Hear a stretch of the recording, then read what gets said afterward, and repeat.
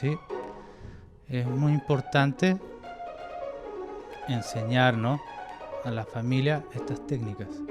En YouTube hay bastante material y, y también los videos anteriores también en cuanto a uso de armas.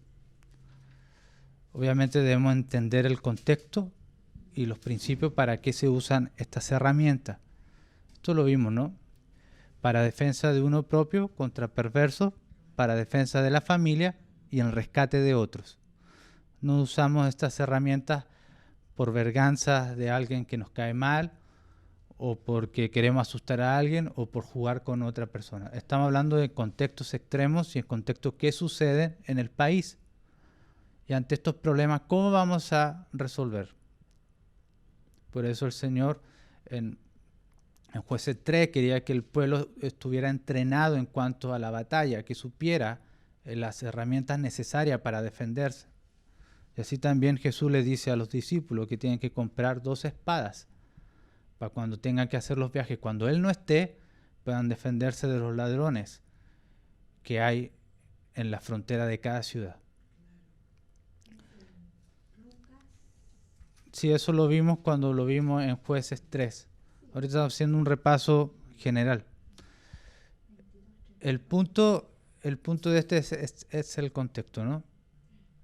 Poder formar a nuestra familia en la defensa personal. Hoy en día vemos, ¿no?, mujeres viendo que hay injusticia, ¿no?, pero las soluciones que están proponiendo no salvan a nadie. Como marchar desnuda, gritar, rayar murallas, quemar iglesias, defecar en la calle, como ha sucedido en Chile, en Argentina, que paren las violaciones, todo eso haciendo esos tipos de protestas. Uno preguntaba, ¿a cuántas mujeres salvaron por defecar afuera? ¿A cuántas mujeres salvaron por quemar una iglesia? ¿A cuántas mujeres salvaron por rayar muralla? A ninguna. Esas no son formas de salvar a las mujeres. Ahí es donde se deben levantar los cristianos y una cultura de autodefensa. Si muchas mujeres supieran lo que el último ejercicio, ¿no?, que hicieron, tanto en defensa personal, habría menos abuso, porque los perversos sabrían que se estarían enfrentando a mujeres preparadas, ya sea en artes marciales o en armas, y los perversos huyen. Ellos se ganan la paliza. Entonces ese es el punto. ¿Hay hombres perversos hoy? Por supuesto que lo hay. Y debemos estar preparados en todas circunstancias para defender tanto a nuestros hijos como a nuestras esposas, como nuestras familias. La cultura de la autodefensa en el hombre de Efraín del Levita no estaba. Y lo que hicieron es entregar a su mujer para que fuera abusada. Por eso es importante la autodefensa. ¿Y en qué parámetros lo usamos? Bien, ante este caso muy fuerte, vamos a entrar al capítulo 20 que continúa. Obviamente en estos casos de homicidio, asesinato, son penas de muerte, ¿sí? La ley es muy clara y Dios es muy claro. Y Jesucristo es claro en cuanto a estas leyes también. Dice, entonces salieron todos los hijos de Israel y se reunió la congregación como un solo hombre, desde Dan hasta Berseba y la tierra de Galaad, a Jehová en Mizpa. Y los jefes de todo el pueblo, de todas las tribus de Israel, se hallaron presentes en la reunión del pueblo de Dios. 400,000 hombres de a pie que sacaban espada. Y los hijos de Benjamín oyeron que los hijos de Israel habían subido a Mizpa. Y dijeron los hijos de Israel, decid cómo fue esta maldad. Entonces el varón levita, marido de la mujer muerta, respondió y dijo, yo llegué a Gabá de Benjamín con mi concubina para pasar allí la noche. Y levantándose contra mí los de Gabaa, rodearon contra mí la casa por la noche, con idea de matarme. Y mi concubina la humillaron de tal manera que murió. Entonces, tomando yo mi concubina, la corté en pedazos y la envié por todo el territorio de la posesión de Israel, por cuanto han hecho maldad y crimen en Israel. He aquí todos vosotros sois hijos de Israel, dad aquí vuestro parecer y consejo. Bien, todas las tribus que le llegó esta carta, porque el levita tomó a su mujer ya muerta, entonces muerta lo cortó en pedazos y la mandó a cada tribu para que vieran la injusticia que recibió en una tribu de Israel que es Benjamín. Tras esa injusticia, esta carta con el cuerpo de la mujer que reciben, se reúnen entonces. Fue tan fuerte que todos asistieron, o la mayor parte, y se juntaron en las ciudades que vimos y le preguntaron al levita, cuéntanos cómo sucedió. Y ahí el levita empieza a contar que estos hombres quisieron matarle. Obviamente en el contexto aquí, matarle sexualmente, porque es explícito el capítulo anterior lo que querían hacer estos hombres con el levita. Y ahí el levita dice que tomaron a la mujer y la abusaron de tal manera que la mataron. Entonces, Benjamín, la tribu de Benjamín estaba totalmente descarriada, estaba totalmente en oscuridad, practicando hechos abominables. Las otras tribus aún tenían conciencia y aún tenían la ley de Dios para juzgar adecuadamente este caso. Porque lo están resolviendo de una manera siguiendo la instrucción de Dios. Vamos a ir a Deuteronomio y a comparar cómo lo están resolviendo y cómo Dios pide que se resuelva un problema. Problemas difíciles. Deuteronomio 17. Deuteronomio 17 del 8 al 13. Cuando alguna cosa te fuere difícil en el juicio, entre una clase de homicidio y otra, entre una clase de derecho legal u otra, y entre una clase de herida y otra, en negocio de litigio en tus ciudades, entonces te levantarás y recurrirás al lugar que Jehová tu Dios escogiere, y vendrás a los sacerdotes levitas y a los jueces que hubiere en aquellos días, y preguntarás, y ellos te enseñarán la sentencia del juicio. Y harás según la sentencia que te indiquen los lugares que Jehová escogiere, y cuidarás de hacer según todo lo que te manifiesten, según la ley que te enseñen, y según el juicio que te digan, harás. No te apartarás ni a diestra ni a siniestra de la sentencia que te declaren.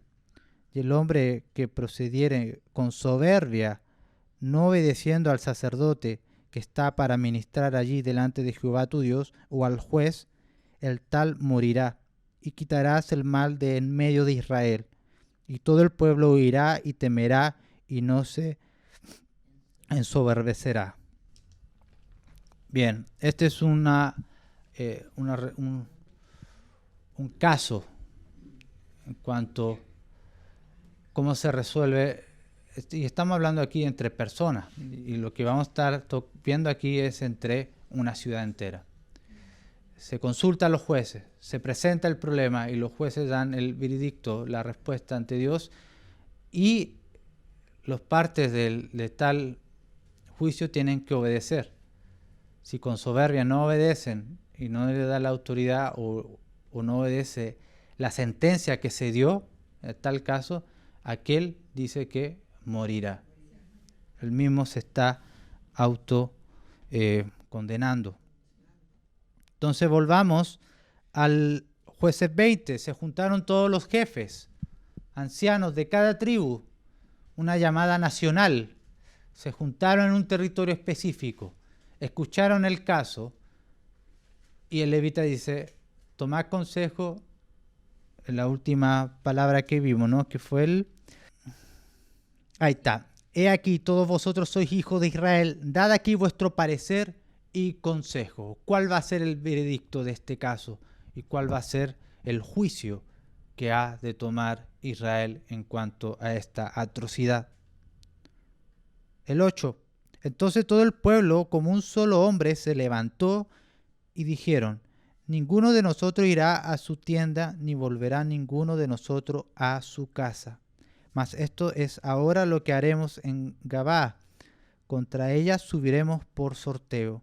Y tomaremos 10 hombres de cada 100 por todas las tribus de Israel, 100 de cada 1000 y 1000 de cada 10.000, que lleven víveres para el pueblo, para que yendo a Gabaa de Benjamín, le hagan conforme a toda la abominación que han cometido en Israel. Y se juntaron todos los hombres de Israel contra la ciudad, ligado como un solo hombre. Bien, veamos la repetición, ¿no? De un solo hombre. Y se levantó como un solo hombre. ¿Qué quiere? Tenían todo el mismo sentir, es lo que dice el texto. Estaban todos de acuerdo. Estaban todos pensando conforme a la ley de Dios que esto es una abominación y se tiene que resolver ahora, no se puede dejar pasar. Entonces todos los jefes de las tribus se pusieron de acuerdo como un solo hombre, actuaron como un solo hombre, estaban en un mismo sentir, en un mismo juicio, en un mismo acuerdo. No hubo problema para la sentencia. Este dice que hay que actuar así, este dice que hay que darle una oportunidad, este no, todo conforme a la ley. No, esto se resuelve ahora y esto es pena de muerte para los perversos.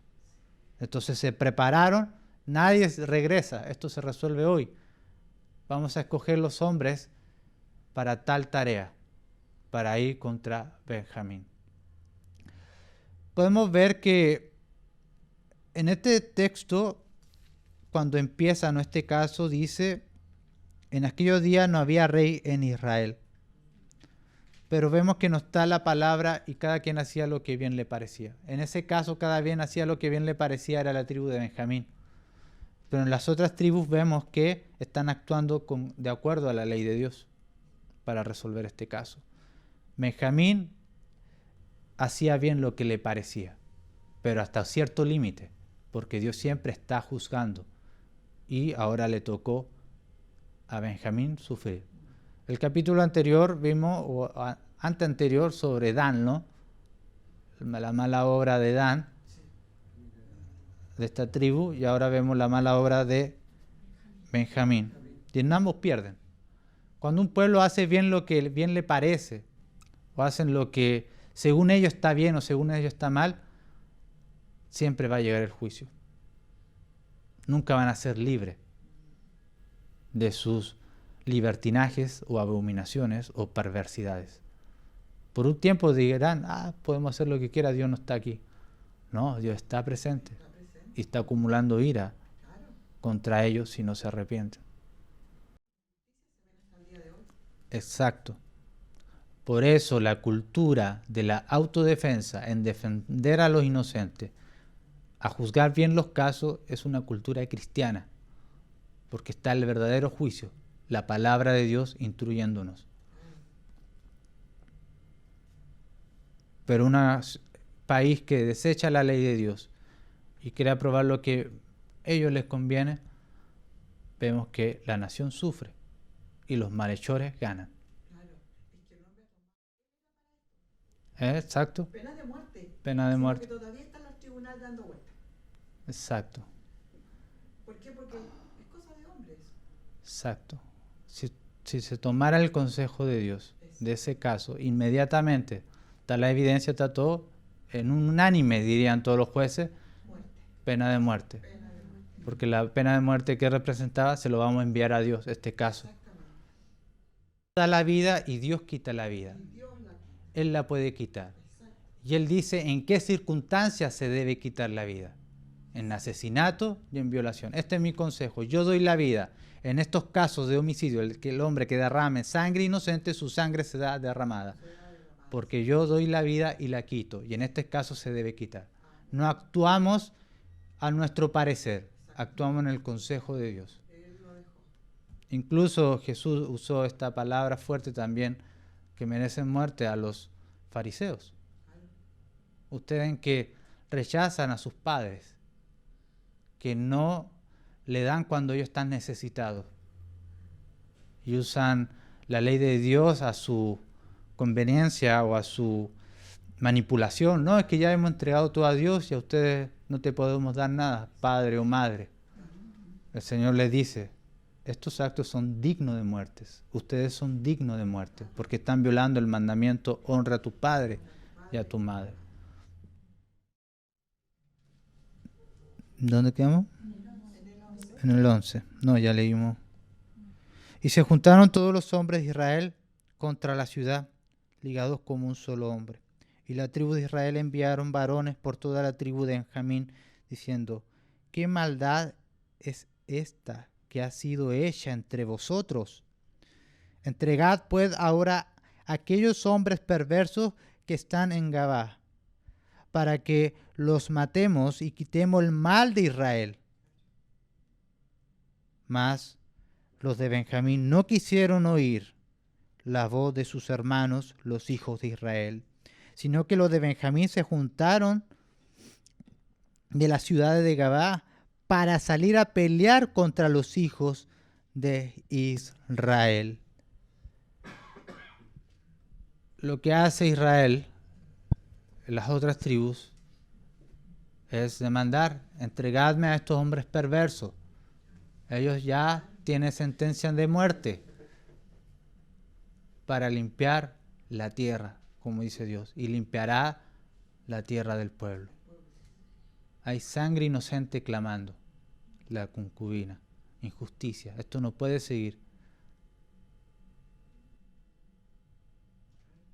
Benjamín entrega a los hombres porque están condenados por tal acto. Pero la respuesta de Benjamín es aún más corrupta. Trata de defender a estos perversos.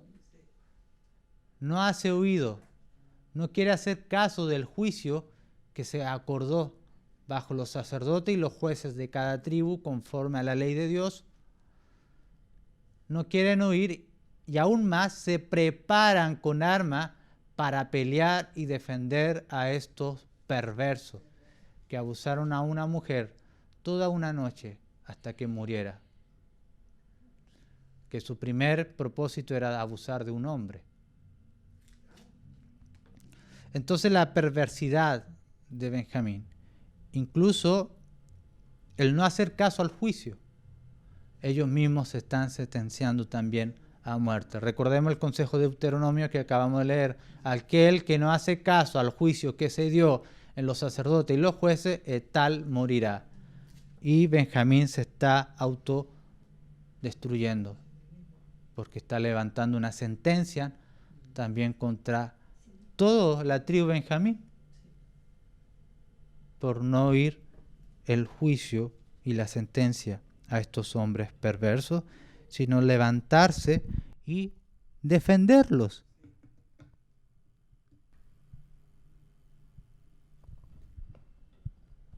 Y de alguna manera hoy es así. Los criminales son defendidos y las víctimas son las que sufren, ¿no? Y se mantienen con vida, con impuestos de las víctimas o de todos los ciudadanos. O si se porta bien, sale libre. Lo que pasó en Argentina, una jueza feminista, ¿no? Que sentenciaba o escribía con la, ¿cómo se dice esto? El lenguaje inclusivo, ¿no? Hay un varón que está en la cárcel por hechos de violación a niños y esta mujer feminista la deja libre. No recuerdo cuáles son los motivos, por portarse bien o no recuerdo bien, pero el punto es que lo deja libre por un tiempo en un hogar donde hay niños. O sea, estamos hablando de un hombre que abusa a niños y esta jueza lo deja libre en un lugar donde hay niños. Incongruencia, injusticia. Porque en la ley del hombre no hay justicia, mis hermanos. En la ley del hombre, el que roba sale libre al otro día. El que roba algo grande, auto, portonazo, no devuelven a la víctima lo que fue robado o le fue quitado pasará unos par de días en la cárcel, pero la víctima sigue con esa pérdida monetaria. Hoy la nación se comporta como Benjamín. Trata, ¿no?, de llevar una justicia, defender, pero a la vez están defendiendo a los malhechores. No, hay muchos casos así, de hombres perversos que secuestran. Ya el secuestro, Dios le dice, es un delito de pena de muerte. En la Biblia está, el secuestro ya es pena de muerte ya. Cuanto más el abuso sexual y luego matarla. Entonces son casos que para limpiar la tierra y para que los malhechores teman en repetir esto, se aplica lo que corresponde. Si no se aplica lo que corresponde en estos casos, los malhechores van a seguir abusando porque no tienen temor a las consecuencias, porque las consecuencias de tales actos son débiles y fáciles de pasar. Exacto. Es curioso que la Biblia no presenta cárcel. Exacto, por eso les digo, ¿Y de dónde sale la plata? de los ciudadanos, de los que son robados, de los que sufren una pérdida familiar, los que le violaron a sus hijos, los que le robaron, todos ellos pagan para que ellos reciban comida, un techo, pero estén vivos y encerrados. Es la incongruencia de la justicia del hombre. Y se comportan como Benjamín, tratando de defender al malhechor. Entonces esto se volvió ya un juicio de una ciudad ya, Benjamín, de una tribu. De haber entregado a estos malhechores y ejecutados y hacer justicia, ya no es contra los malhechores de Benjamín, sino ahora es casi una tribu entera que quiere defender tales actos inmorales. Seguimos. El 15. Y fueron contados en aquel tiempo los hijos de Benjamín de las ciudades, 26,000 hombres que sacaban espadas, sin los que moraban en Gabaa, que fueron por cuenta 700 hombres escogidos. De toda aquella gente había 700 hombres escogidos que eran zurdos, todos los cuales tiraban una piedra con la honda a un cabello y no erraba. La tribu de Benjamín tenía hombres también expertos en la guerra, pero lo estaban usando para el mal. Exacto, un combate de espada contra un zurdo es más difícil. Y sobre todo que tenían la habilidad también con la honda. Entonces estaba difícil. Benjamín se atreve a defender a estos malhechores porque sabía que tenía experiencia. 16. Y toda aquella gente había 700 hombres escogidos que eran zurdos, todos los cuales tiraban una piedra con la honda a un cabello y no erraban. 17. Y fueron contados los varones de Israel, fuera de Benjamín, 400,000 hombres que sacaban espada, a todos estos hombres de guerra. Luego se levantaron los hijos de Israel y subieron a la casa de Dios y consultaron a Dios diciendo: ¿quién subirá de nosotros primero en la guerra contra los hijos de Benjamín? Y Jehová respondió: Judá será primero. Se levantaron pues los hijos de Israel por la mañana contra Gabaa, que es el pueblo de la tribu de Benjamín, uno de los pueblos. Y salieron los hijos de Israel a combatir contra Benjamín. Y los varones de Israel ordenaron la batalla contra ellos junto a Gabaa. Saliendo entonces de Gabaa los hijos de Benjamín, derribaron por tierra aquel día 22,000 hombres de los hijos de Israel. Mas, reanimándose el pueblo, los varones de Israel volvieron a ordenar la batalla en el mismo lugar donde la habían ordenado el primer día. Porque los hijos de Israel subieron y lloraron delante de Jehová hasta la noche, y consultaron a Jehová diciendo: ¿volveremos a pelear con los hijos de Benjamín, nuestros hermanos? Y Jehová le respondió: subid contra ellos. Por lo cual se acercaron los hijos de Israel contra los hijos de Benjamín el segundo día.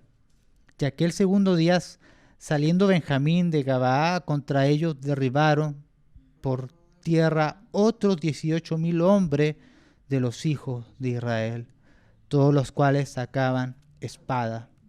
Entonces subieron todos los hijos de Israel y todo el pueblo y vinieron a la casa de Dios y lloraron y se sentaron allí en presencia de Jehová y ayunaron aquel día hasta la noche y ofrecieron holocaustos y ofrenda de paz delante de Jehová.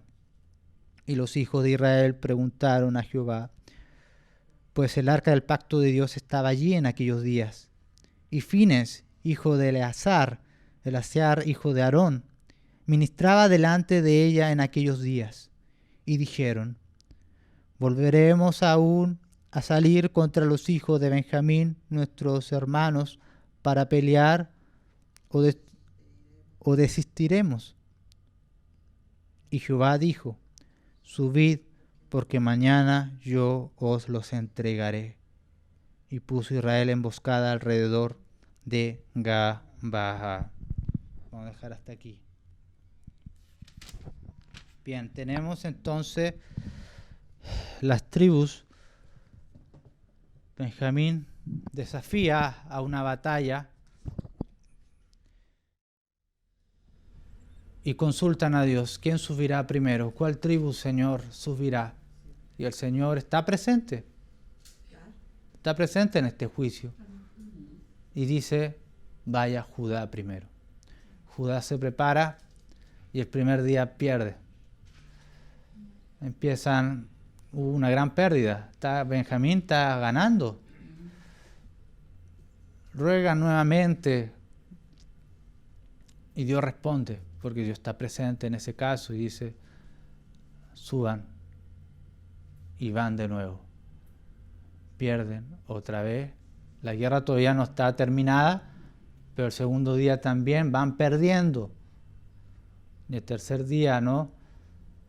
Ellos no querían rendirse. Ellos sabían que esta justicia se tenía que hacer, pero tenía que ser consultada a Dios. Ayunan, dan ofrendas, holocaustos. Van a la casa de Dios a consultar. Ahí estaba el sacerdote, Fines. Y Dios dice, suban, no se rindan, porque hoy se termina, hoy ganamos. Es importante, aquí lo que Dios muestra es la perseverancia. No hay que rendirse a la primera, ni a la segunda. Si es una injusticia, hay que seguir adelante. Hay que seguir anunciando los errores, denunciando el pecado, denunciando las atrocidades, aunque ellos sean más, aunque parezca que ellos van ganando, sus leyes van ganando, como se aprobó, ¿no?, en Argentina, la ley de aborto, hasta las 14 semanas, y ahí se va extendiendo cada día más. Aunque ellos van celebrando, gritando, defendiendo el mal como si fuera bien, no hay que rendirse.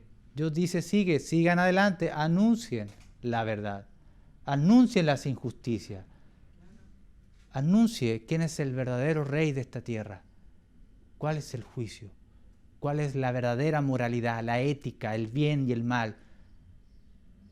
Si ellos van ganando, no se rindan, sigan, porque yo doy la última palabra. Por eso el pueblo de Dios no debe rendirse. Aunque parezca que vamos perdiendo, aunque parezca que los malhechores van creciendo, quieren seguir defendiendo su maldad, debemos seguir adelante y no rendirnos, porque ese es nuestro llamado. No nos rendimos y no negamos a Dios ni a su palabra hasta la muerte. Seguir adelante. Exacto, Judá subió pensando, porque Dios dijo, suban, y perdieron. Después subieron otros. Dios nos está diciendo que luchamos, pero estamos perdiendo. ¿Cómo es esto? Pero seguían orando, seguían ayunando. Y Dios lo que quiere mostrar aquí es la perseverancia y que él tiene la última palabra. Benjamín puede estar celebrando su perversidad, pero el Señor respondió el tercer día y dijo: hoy ganamos, hoy ganamos. Yo doy la última palabra. Aunque parezca que todo está perdido. 29. Y puso Israel emboscada alrededor de Gabaa. Subiendo entonces los hijos de Israel contra los hijos de Benjamín el tercer día, ordenaron la batalla delante de Gabaa, como las otras veces. Y salieron los hijos de Benjamín al encuentro del pueblo, alejándose de la ciudad, y comenzaron a herir a algunos del pueblo, matándolos como las otras veces por los caminos, uno de los cuales sube a Bethel y el otro a Gabaa en el campo, y mataron unos 30 hombres de Israel. Y los hijos de Benjamín decían: vencidos son delante de nosotros, como antes. Mas los hijos de Israel decían: huiremos y los alejaremos de la ciudad hasta los caminos. Entonces se levantaron todos los de Israel de su lugar y se pusieron en orden de batalla en Baal-tamar. Y también las emboscadas de Israel salieron de su lugar de la pradera de Gabaa. Y vinieron contra Gabaa 10,000 hombres escogidos de todo Israel, y la batalla arreciaba. Mas ellos no sabían que ya el desastre se acercaba a ellos. Y derrotó Jehová a Benjamín delante de Israel, y mataron los hijos de Israel aquel día a 25,100 hombres de Benjamín, todos los cuales sacaban espadas. Y vieron los hijos de Benjamín que eran derrotados, y los hijos de Israel se dieron campo a Benjamín, porque estaban confiados en las emboscadas que habían puesto detrás de Gabaa. Y los hombres de las emboscadas acometieron prontamente a Gabaa, y avanzaron e hirieron a filo de espada a toda la ciudad. Y era la señal concertada entre los hombres de Israel y las emboscadas, que hiciesen subir una gran humarada de la ciudad. Luego pues que los de Israel retrocedieron en la batalla, los de Benjamín comenzaron a herir y matar a la gente de Israel como 30 hombres, y ya decían: ciertamente ellos han caído delante de nosotros como en la primera batalla. Mas cuando la columna de humo comenzó a subir de la ciudad, los de Benjamín miraron hacia atrás, y aquí que el humo de la ciudad subía al cielo. Entonces se volvieron los hombres de Israel, y los de Benjamín se llenaron de temor, porque vieron que el desastre había venido sobre ellos.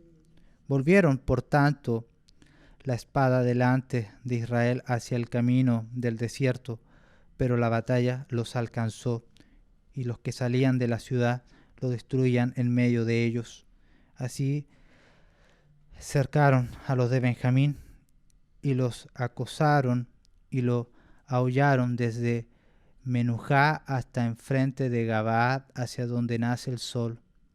Y cayeron de Benjamín 18,000 hombres, todos ellos hombres de guerra. Volviéndose luego, huyeron hacia el desierto, a la peña de Rimón, y de ellos fueron abatidos 5,000 hombres en los caminos, y fueron persiguiéndolos aún hasta Gidom, y mataron de ellos a 2,000 hombres.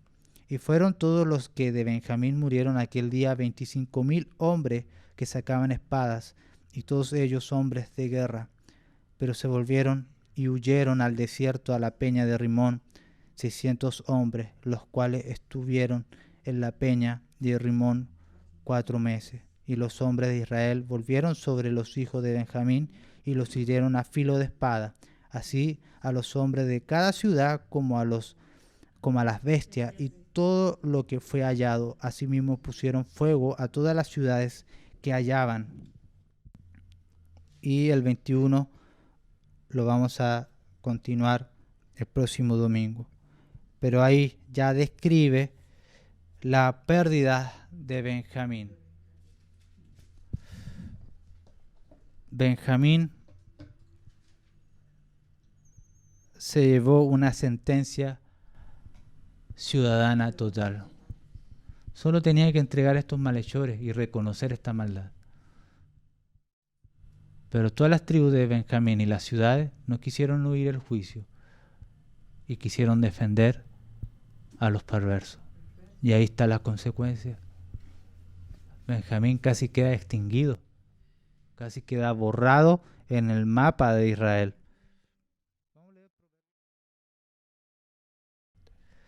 La tribu de Benjamín va a ser restaurada, ¿sí? Eso lo vamos a ver en el capítulo 21. Pero se hizo juicio. Cuando una nación no hace juicio a los casos indicados y quiere proseguir con esa conducta y defendiéndolo, se vuelve nacional.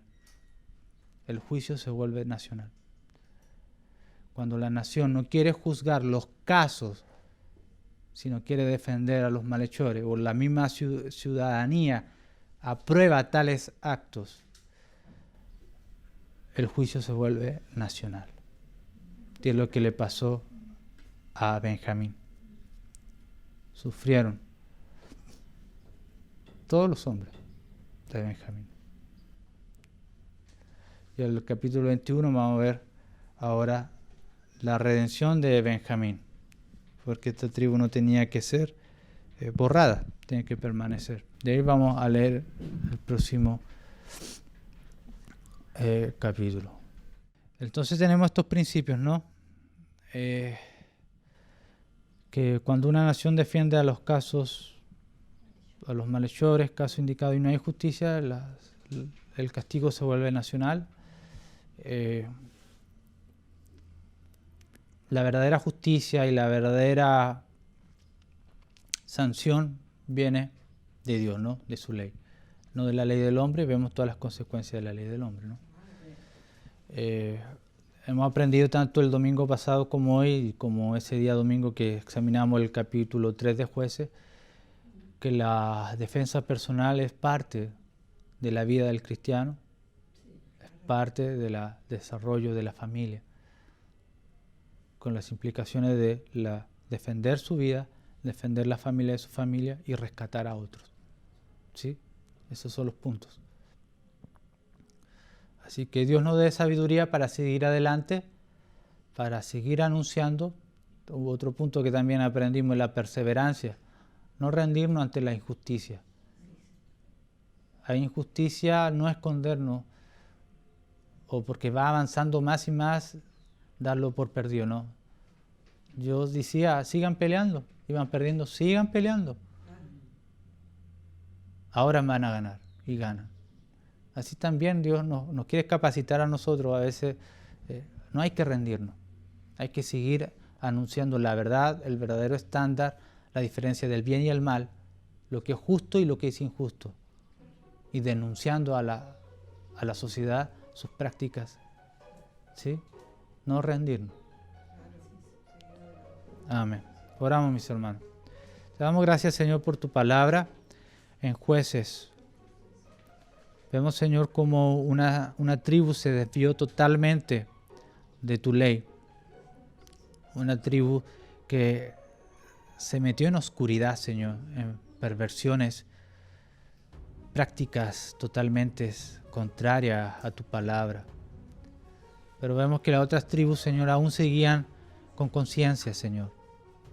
Aún seguían tu consejo, y por eso se reunieron como tú mandas en Deuteronomio y dieron sentencia, Señor, bajo tu autoridad. Ayúdanos, Señor, a saber más de tus mandamientos, de cómo hemos de vivir, cómo hemos de actuar, cómo hemos de hablar, cómo hemos de juzgar, no a nuestros prejuicios, no a nuestra forma, sino a lo que dice tu palabra. ¿Qué dice tu palabra en tales casos? ¿Qué dice tu palabra a tales malhechores o a tales actos? ¿Qué hay que hacer? Ayúdanos, Señor, y ayúdanos a crecer más en tu palabra y poder, Señor, siempre defender la vida, a los inocentes, al afligido, con las herramientas que tú nos das, y que los malhechores cada vez tengan temor y miedo ante la ley y las consecuencias de tales actos. Pedimos por Arica, ayuda, Señor, las familias están todas desunidas, pero tu palabra la puedes unir y pueda haber una nueva generación que te ame. Parece difícil, Señor, pero tú tienes la última palabra. Ayuda, Señor, a que pueda haber buenos principios, buenas costumbres basadas en tu palabra y dándote gloria solamente a ti. Encomendamos, Señor, este día en tus manos y a cada uno de mis hermanos. Amén.